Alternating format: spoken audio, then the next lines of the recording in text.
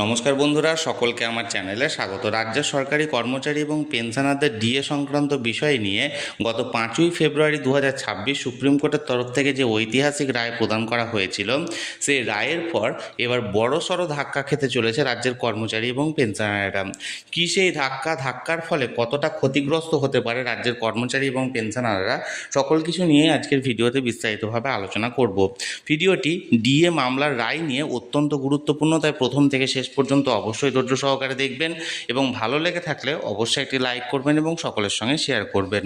আর সেই সাথে এই চ্যানেলে যদি প্রথমবার হয়ে থাকেন এই রকমের ইনফরমেটিভ ভিডিও আরও দেখার জন্য যারা এখনও পর্যন্ত চ্যানেলটিকে সাবস্ক্রাইব করেননি তারা অবশ্যই চ্যানেলটিকে সাবস্ক্রাইব করে নিতে ভুলবেন না। তাহলে চলুন আমরা বিস্তারিত জেনে নিই। সর্বপ্রথমে আপনাদেরকে একটি বিষয় জানিয়ে রাখি, গত 5ই ফেব্রুয়ারি সুপ্রিম কোর্টের তরফ থেকে যে রায়টি প্রদান করা হয়েছিল, সেই রায়ের পরিপ্রেক্ষিতে রাজ্য সরকারের তরফ থেকে গতকালকে একটি মডিফিকেশন আবেদন করা হয়েছে। মডিফিকেশন কথাটির অর্থ হলো সুপ্রিম কোর্টের তরফ থেকে যে বিষয়গুলি নির্ধারণ করা হয়েছিল সেগুলির ওপর পুনরায় বিবেচনা করা।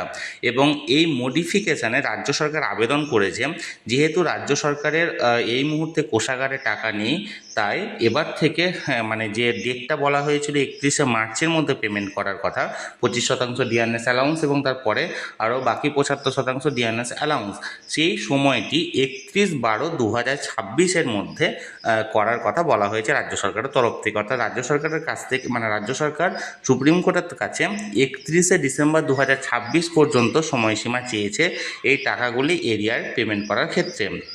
এবার যে বিষয়টি হলো, আমি কেন বললাম যে বড়সড় ধাক্কা খেতে চলেছে, এবার রাজ্য সরকার সেই মডিফিকেশন আবেদনে যে বিষয়টি উল্লেখ করেছে এবং সেখানে বলেছে রাজ্য সরকার যে পঞ্চম বেতন কমিশনের অন্তর্গত বকেয়া দিয়ে রাজ্য সরকারের যে খোদ রাজ্য সরকারের কর্মচারীরা আছে তাদেরকেই কেবলমাত্র দেয়া হবে এবং তার সংখ্যাটা 3,17,954 জন, এবং তার সাথে খোদ রাজ্য সরকারের যে সমস্ত পেনশনাররা আছেন তাদেরকেই নাকি দেওয়া হবে।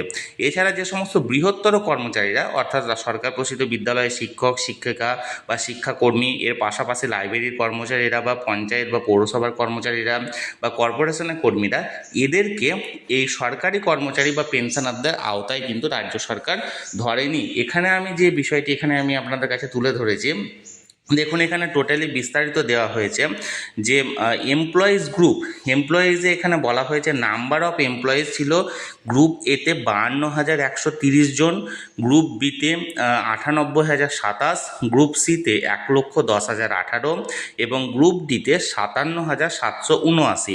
অর্থাৎ টোটাল এমপ্লয়ির সংখ্যা 3,17,954। এই 3,17,954 জন হচ্ছে খোদ রাজ্য সরকারি এমপ্লয়ি। এখানে কিন্তু অন্য ডিপার্টমেন্টে যে সমস্ত কর্মচারীরা আছেন, অর্থাৎ যারা ডিএ পেয়ে থাকেন, বিশেষ করে যে সমস্ত শিক্ষক শিক্ষিকারা আছেন সরকার প্রসিদ্ধ বিদ্যালয়ের, এবং তার পাশাপাশি যে সমস্ত লাইব্রেরি দপ্তরের কর্মচারী বা পঞ্চায়েতের কর্মী বা মিউনিসিপ্যালিটি কর্মচারী, এই সমস্ত কর্মচারীদের কিন্তু এখানে ধরা হয়নি। এবং তার পাশাপাশি যে রিটায়ার্ড এমপ্লয়িদের কথা বলা হয়েছে, সেখানেও দেখুন যে সংখ্যাটা দেওয়া হয়েছে 8, 9, 10 করে প্রতিবার প্রত্যেকটি বছরে একটি সংখ্যাটা এখানে দেওয়া হয়েছে। এখানে স্টেট গভর্নমেন্ট পেনশনার কত ছিল দেখুন 2008-এ, এখানে হচ্ছে 1,42,797 জন।